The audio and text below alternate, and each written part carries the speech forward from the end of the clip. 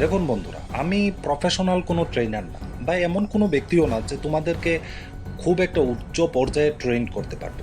But কিছু একটা তোমাদেরকে ইনফরমেটিভ বলতে পারবো, যেটা আগে গিয়ে তোমাদের হাইকোর্টের যে পরীক্ষাটা আসতে যাচ্ছে এবং তোমরা যারাই জেআরবিটের জন্য ট্রাই করছো তাদের কিছুটা হলেও হেল্প হতে পারে। ভাই গ্যারান্টি দিচ্ছি, ক্ষতি তো হবে না, অ্যাটলিস্ট ভালো না হতে পারে, ক্ষতি তো হবে না। কিছু যদি একটা কাজে লেগে যায়, তাই প্রথমেই বলছি আমি কোনো প্রফেশনাল লুকও না বা আমার প্রফেশনাল কোনো জাস্ট মনে হলো তোমাদেরকে আমার কিছু রিয়েলাইজেশন শেয়ার করি। তো তার জন্যই আজকের ভিডিওটা তোমাদের সামনে নিয়ে আসছি। ভাই দেখো, একটা গল্প দিয়ে তোমাদেরকে শুরু করি। প্রত্যেকদিন সকালবেলা ইকুয়ালি সূর্য উঠে একটা হরিণের জন্য এবং একটা সিংহের জন্য। যখন সূর্যের প্রথম কিরণটা হরিণের চোখে পড়ে এবং সে ঘুম থেকে জেগে ওঠে, তার মনে হয় আজকে যদি আমি সিংহর থেকে বেশি জুড়ে না দৌড়াতে পারি তাহলে সিংহ আমাকে খেয়ে নেবে, আজকের দিনটাই আমার জন্য শেষ। সিমultaneously একটা সিংহ যখন ঘুম থেকে ওঠে তখন সেও চিন্তা করে আজকে যদি আমি হরিণের থেকে জুড়ে না দৌড়াতে পারি তাহলে হয়তোবা আজকেও আমার না খেয়ে থাকতে হবে। যখন দুজনের মুখোমুখি হয়, দুইজন দৌড়ায়, বাঁচার জন্যই দৌড়ায়।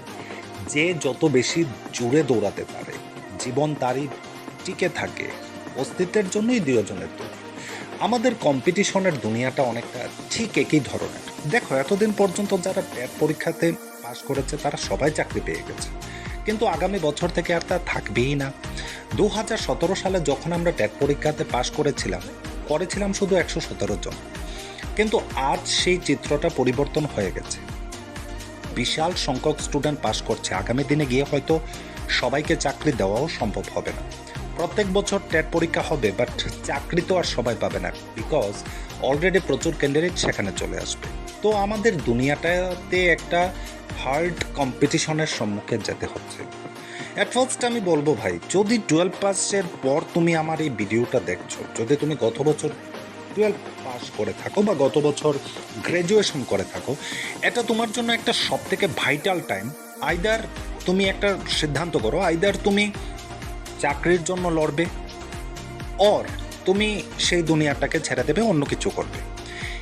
সবার প্রথম তোমার এই ডিসিশনটা নেওয়া দরকার, কারণ তুমি জানো ভাই, এটা একটা পাগলের মতো পরিশ্রম তোমাকে করাবে। তুমি যদি পাগল না হতে পারো এটার পেছনে, পরীক্ষায় তুমি পাশ করবে না। দেখো, আমাদের রাজ্যটা খুবই ছোট, এখানে পোস্টও খুব কম সংখ্যক পোস্টের জন্যই ইন্টারভিউ ডাকা হয়, পরীক্ষা ডাকা হয়, জেআরবিটি ডাকে। ট্যাট বোর্ড, টিআরবিটি বোর্ড ট্যাট পরীক্ষা নিয়ে আসছে, সবাইকে চাকরি দিয়ে দিয়েছে, কিন্তু আগামী দিন ছবিটা সেই রকম থাকবে না।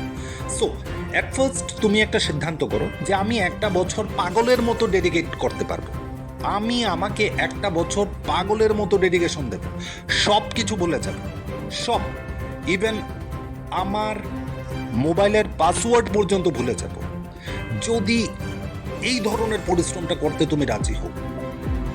আমার একটা বন্ধুর কথা বলি, সে এনটিএ নেট কোয়ালিফাই করেছিল বাংলা থেকে।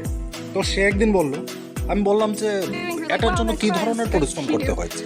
তো সে আমাকে একটা ট্রুলি, সেই ছেলেটা এখন পিজিটিতে চাকরি করে, সে আমাকে বলেছিল যে নেট কোয়ালিফাই করার পরও বাংলাতে অ্যাসিস্ট্যান্ট প্রফেসরে ভ্যাকেন্সি বের হয়নি, তো সে কোয়ালিফাই করতে পারেনি, আর সে পিএইচডি ডিগ্রিটা করতে পারেনি, তো তার জন্য সে অ্যাসিস্ট্যান্ট প্রফেসরে কোয়ালিফাই হয়নি, এখন পিজিটিতে চাকরি করছে।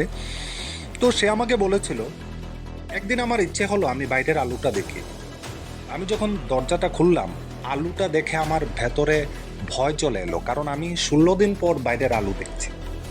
তো এই ধরনের একটা পরিশ্রম যদি আমরা করতে পারি, তাহলে আমাদের এই জেআরবিটি, ট্যাট বা কোর্টের পরীক্ষা বা কম্পিটিশনের পরীক্ষাতে যাওয়া দরকার। আইদার বাই আমাদের কোয়াইট করে নেওয়া উচিত, কারণ শুধু শুধু সেখানে আমি 1.5-2 বছর সময় নষ্ট করব, টাকা নষ্ট হবে, জীবনের গুরুত্বপূর্ণ একটা পিরিয়ড চলে যাবে তার নিচে। সো অ্যাট ফার্স্ট ডিসাইড করতে হবে আমাদের। যদি আমরা ডিসাইড করে নিয়েছি, দেয়ার আফটার আমাদের প্রথম কাজটা হবে অ্যাকুরেটলি আমার নিজের মধ্যে ডিসিপ্লিন নিয়ে আসা। সেই ডিসিপ্লিনের কথাটা ধরো পরেই বললাম, কিভাবে আনবো বা কিভাবে তৈরি করতে হবে। ভাই আমি তোমাকে আমার ট্যাট লাইফের কথা বলি, 2017 সালে আমি ট্যাট পাস করেছিলাম। 2017 সালের বেসে আমি ছিলাম। আমি পিজিটি পরীক্ষা দেওয়ার আশাই ছিলাম, বাট যখন টেট পরীক্ষার অ্যানাউন্সমেন্ট হলো আমার বিএড কমপ্লিট হয়নি। আর আমি তখন কেন্দ্রীয় বিদ্যালয় কুঞ্জবনে as a contract teacher assign করেছিলাম, সোশ্যাল সায়েন্স টিচারে আমি সেখানে চাকরি করতাম। তো তাৎক্ষণিক আমি দীর্ঘদিন ধরে প্রিপারেশন ছিল আমার পিজিটি দেওয়ার জন্য, বাট 14 দিন আগে আমি জানতে পারি যে আমি পিজিটি পরীক্ষা দিতে পারবো না, আমার টেট 2 পরীক্ষাই দিতে হবে। আমি পরের দিন চাকরিটা ছেড়ে দিই। আমার জন্য সেটা বিশাল রিস্কের ছিল, কারণ ওইখানে আমাকে 31,400 টাকা বেতন দেওয়া হতো। অলদো শিওর ছিলাম না টেট পরীক্ষা পাস করতে পারবো কিনা, কারণ 2017-তে টেট পরীক্ষার বেসিক ম্যাটেরিয়ালসই ছিল না। মোরওভার আমাদের একটা মন্ডল, কার্তিক চন্দ্র মন্ডলের একটা সিরিজ বুক ছিল এবং সেই বুকটার উপর ভিত্তি করেই আমাদেরকে পড়তে হয়েছে। আমি সেই এক্সপিরিয়েন্সটাও তোমাদের কাছে কোনো একটা সময় বলবো যদি তোমার কাজে লাগে। বিকজ দেখো, আমরা যখন কোনো একটা সাকসেসকে দেখি না তখন আমাদের মনে হয় সাকসেসটা দেখতে খুব সুন্দর, বাট ওইটার পেছনে যে কত রাতের না ঘুমানো ঘুম, কতটা পরিশ্রম, কতটা কষ্ট, কতটা ডেডিকেশন, ইমোশনাল ডেডিকেশন। মোরওভার আমি বলছি না যে এটা ইকোনমিক ডেডিকেশন, এটা হলো ইমোশনাল ডেডিকেশন। এতটা বেশি সেখানে দিতে হয় যে ওইটা আসার পর তুমি ভাই একটা আলাদা মানুষে পরিণত হয়ে যাবে।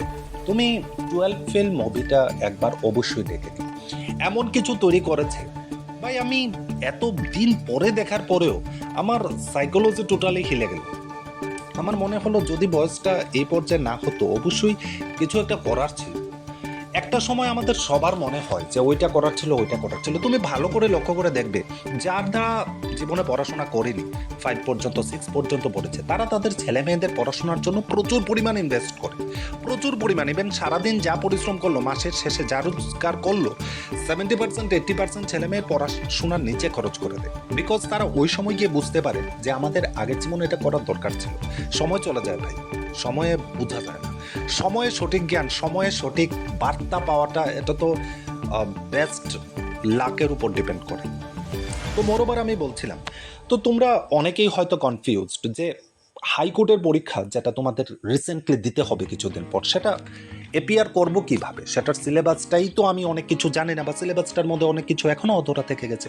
তো ভাই আমি খুব ক্লিয়ারলি তোমাদের বলবো, এট ফার্স্ট তোমাদের 50% প্রিপারেশন তোমাদের দিতে হবে সিলেবাসটা স্টাডির দিকে।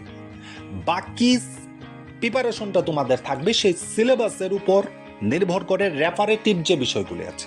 সিলেবাসটা এই মুহূর্তে, ঠিক এই মুহূর্তে আমার কাছে নেই। আমি নেক্সট, যদি এটা তোমাদের ভালো লাগে, আমি নেক্সট তোমাদের সিলেবাস অনুসারে অ্যানালাইসিস করে দেব।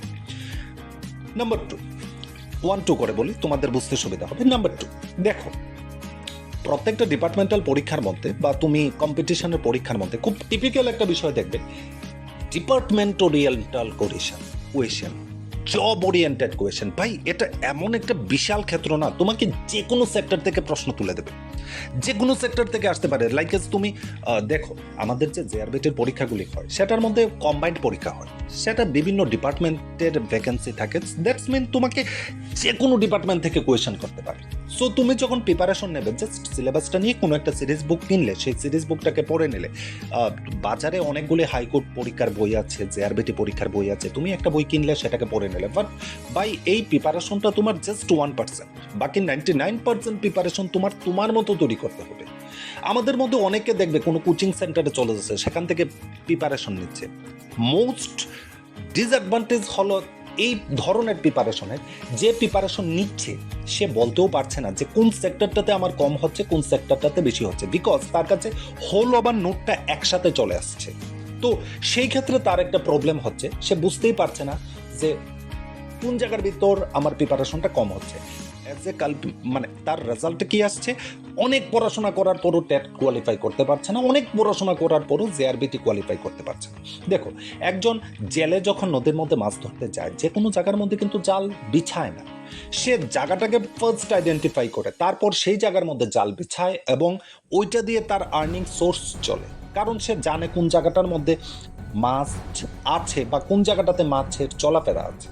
নাম্বার 3, মোস্ট ইম্পর্টেন্টলি তোমরা ইন ডিটেলস অ্যানালাইসিসে যাবে।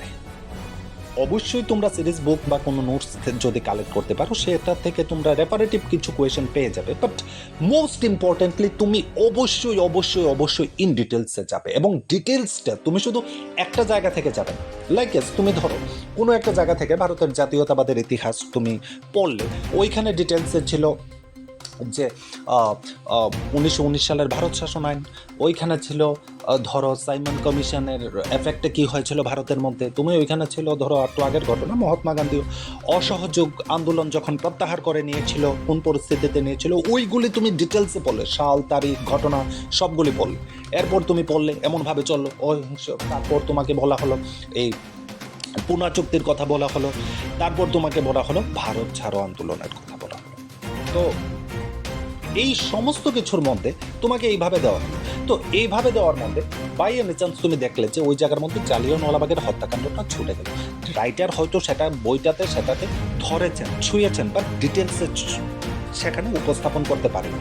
বাট তোমার পরীক্ষা পাশ করার জন্য সেখানে কিন্তু ইন ডিটেলস থাকতে হবে, ডিটেলসে তোমার যেতে হবে, একটা টপিকও বাদ দেওয়া যাবে না। সো নাম্বার 3 আমাদের আমরা বলতে পারি যে আমরা একটা জায়গা থেকে শুধু আমাদের ডিটেলসে যেতে হবে, বাট শুধু একটা জায়গা থেকে না, আমরা রিপিটেডলি ওই ডিটেলসটাকে বিভিন্ন জায়গার মধ্যে খুঁজবো। নাম্বার 4, তুমি জাস্ট যে টপিকটা তোমার সিলেবাসে দেওয়া হলো শুধু ওই টপিকটা ওরিয়েন্টেড চিন্তা করবে না, তুমি জাস্ট চিন্তা করবে ওই টপিকটার আগেরটা কী ছিল এবং ওই টপিকটার পরেরটা কী ছিল। লাইক তোমাকে ধরো জিওগ্রাফিতে দেওয়া হলো shape and structure of India. এবার ধরো তুমি শেপ অ্যান্ড স্ট্রাকচার যখন ইন্ডিয়ার পড়ছো, তুমি ওইটার মধ্যে ইন্ডিয়ার লেংথ পড়লে, ইন্ডিয়ার মাউন্টেনগুলি সম্পর্কে পড়লে, ওশানগুলি সম্পর্কে পড়লে, ওইখানে রেইনফল সম্পর্কে পড়লে, মোস্ট ইম্পর্টেন্টলি এগুলি পড়ার সাথে সাথে তুমি একটা জিনিস চিন্তা করো, ইন্ডিয়ার বর্ডারের পাশাপাশি যে রাষ্ট্রগুলি আছে ওই রাষ্ট্রগুলি কিন্তু আমি বাদ দিয়ে দিলাম, কারণ আমাকে বলা হয়েছিল ইন্ডিয়ার লেংথ অ্যান্ড স্ট্রাকচার। সো ওইটা যখন আমি পড়ছি লেংথ অ্যান্ড স্ট্রাকচার, ইন্ডিয়ার লেংথ অ্যান্ড স্ট্রাকচারের সাথে 7টা স্টেটের লেংথ অ্যান্ড স্ট্রাকচার জড়িত। সো ওই স্টেটগুলিকে যদি বাদ দিয়ে দিই তাহলে আমার এটা কীভাবে সম্ভব হবে? লাইক জিওগ্রাফিকে তোমাকে একটা প্রশ্ন দিয়ে দিল আফগানিস্তানের সাথে ভারতের সীমানা কত, তো ওইটা তো তোমার মিস হয়ে যাবে। সো ওই জিনিসটাও যাতে মিস না হয় তার জন্য ডিটেলসটাকে আগের এবং পরের ভেবে অ্যানালাইসিস করো।